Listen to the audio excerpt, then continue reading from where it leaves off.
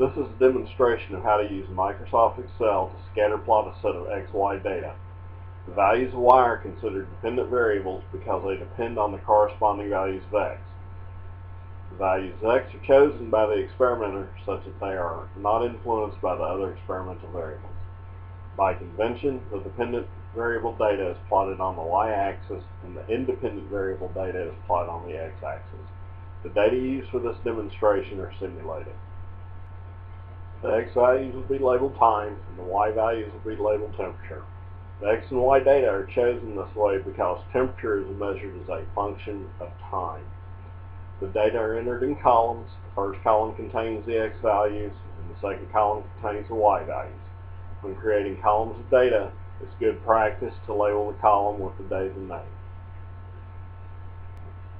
The data set is highlighted, the Insert menu is chosen, the Scatter submenu is selected, and the Scatter Only with Markers option chosen.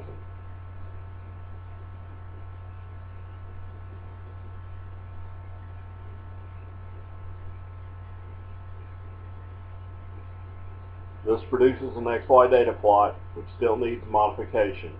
In this case, the axes need to be labeled, the title changed, and the legend deleted. Choosing Quick Layout, then Layout 1 provides these options. The data can then be printed or copied and pasted into another program like Microsoft Word.